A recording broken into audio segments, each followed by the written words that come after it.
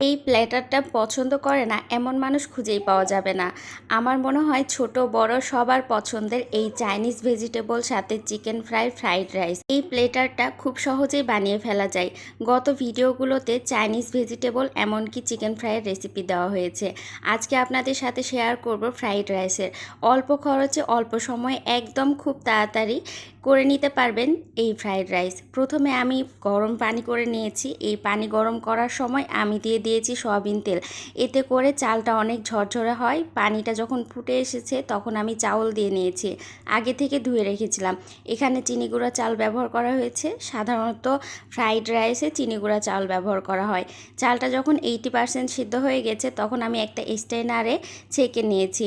অন্যদিকে এখানে আমি তেলের মধ্যে গাজর কুচি, ক্যাপসিকাম কুচি তেলের মধ্যে ভাজা শুরু করেছি। পরক্ষণেই মনে পড়েছে আমি ফ্রাইড রাইসে চিকেন দিব, তখন আবার এই গাজর ক্যাপসিকাম কুচিটা উঠিয়ে নিয়েছি।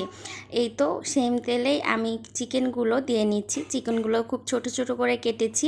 এখন চিকেনগুলো যতক্ষণ পর্যন্ত পানিটা শুকিয়ে না যাবে ততক্ষণ আমি এই তেলের মধ্যে ভেজে নেব। প্রায় 1 থেকে 2 মিনিটের মধ্যে চিকেনগুলো খুব সুন্দর করে ভাজা হয়ে গেছে।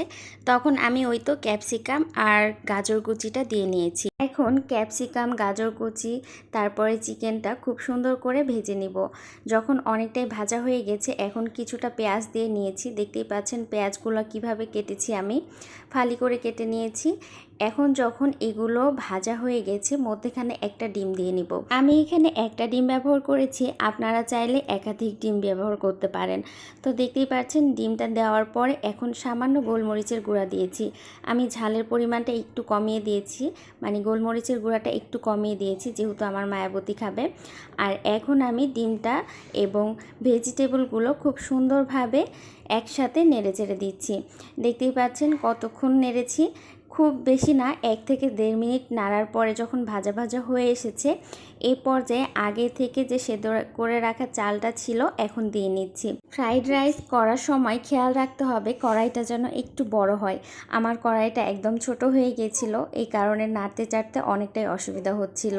তারপরে দিয়ে দিলাম 2 চামচ সয়া সস, দিয়ে দিলাম পরিমাণ মতো লবণ। লবণটা অবশ্যই একটু কমিয়ে দিতে হবে যেহেতু সয়া সসে লবণের পরিমাণ থাকে। আর যখন আমি ডিমটা ভেজেছি তখন লবণ দিয়েছি, তাই লবণের কথাটা একটু মাথায় রেখে তারপরে দিতে হবে। এই তো এখন সবগুলো উপকরণ একসাথে ভেজে নিচ্ছি।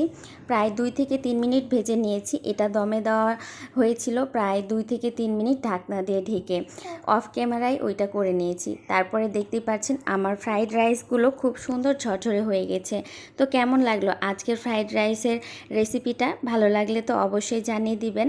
আমি চেষ্টা করি আমি বাসাতে যেইভাবে রেসিপিগুলো রান্না করি বা সাধারণত বাসায় যেগুলো উপকরণ থাকে সেগুলো দিয়েই যে কোনো রেসিপি তৈরি করার। তো তাই আপনাদের সাথে শেয়ার করি। ভালো লাগলে তো অবশ্যই কমেন্ট করবেন। আপনাদের একটা কমেন্ট আমাকে অনেক অনুপ্রেরণা করায়।